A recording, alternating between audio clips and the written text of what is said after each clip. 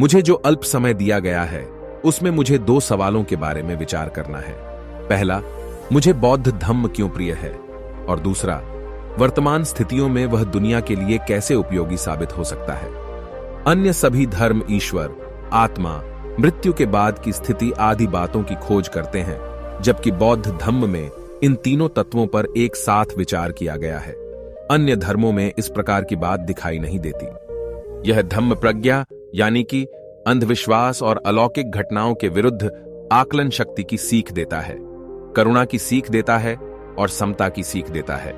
मनुष्य को इस धरती पर सुखमय जीवन व्यतीत करने के लिए इसके अलावा और क्या चाहिए? इसीलिए ये 3 सिद्धांत वाला बौद्ध धम्म मुझे आकर्षित करता है। दुनिया को उबारने का सामर्थ्य न ईश्वर में है और न आत्मा में। ये 3 सिद्धांत ही दुनिया के उद्धार का सामर्थ्य रखते हैं।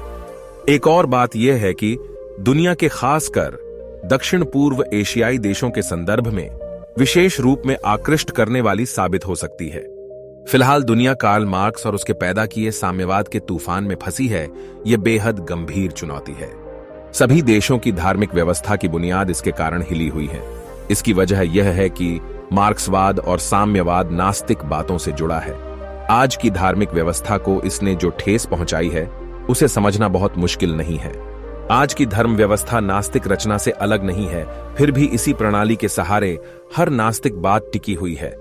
परोक्ष रूप से ही सही, जब तक धर्म की मान्यता न हो तब तक निधर्मी रचना का लंबे समय तक टिका रहना संभव नहीं।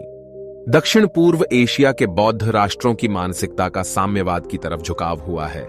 इस बात का मुझे बड़ा आश्चर्य होता है। मैं मानता हूं कि उन्हें बौद्ध धम्म का ठीक से आकलन नहीं हुआ है। मार्क्स और उसके साम्यवाद के लिए परिपूर्ण जवाब बौद्ध धम्म में है, यह मेरा पक्का विश्वास है। रशियन तरीके के साम्यवाद ने लहू के रंग में सनी क्रांति को समर्थनीय साधन मान ही लिया है, लेकिन साम्यवादी प्रणाली को लागू करने के लिए आतुर लोगों को शायद यह पता ही नहीं है कि बौद्ध धम्म का संघ एक साम्यवादी संगठन ही है।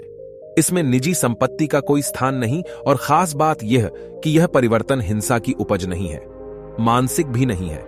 मानसिक परिवर्तन से आया यह बदलाव पिछले 2500 सालों से टिका हुआ है। इस दीर्घ कालावधि में कुछ बदलाव हुए हो शायद, लेकिन उसमें स्थित आदर्श आज भी अनिवार्यतः दिखाई देते हैं। रशियन साम्यवाद को इन सवालों के जवाब देने होंगे। उन्हें और 2 सवालों के जवाब देने होंगे। पहला सवाल, क्या साम्यवादी रचना हमेशा रहना जरूरी है? रशियनों के लिए जो काम करना वैसे संभव नहीं था, वे काम साम्यवाद के कारण पूरे हुए, यह बात मैं मानता हूं। लेकिन उन कामों के पूरे होने के बाद वहां की लोगों को बुद्ध द्वारा उपदेशित प्रेम के साथ आजादी क्यों नहीं मिलनी चाहिए? वह नहीं मिल रही यह देखकर दक्षिण पूर्वी एशियाई लोगों को सावधान होना चाहिए। रशिया साम्यवाद के जाल में फंसे नहीं, अन्यथा वे कभी भी उस जाल से निकल नहीं पाएंगे। बुद्ध की शिक्षा को वे अपनाएं और उसे राजनीतिक रचना में सम्मिलित करें।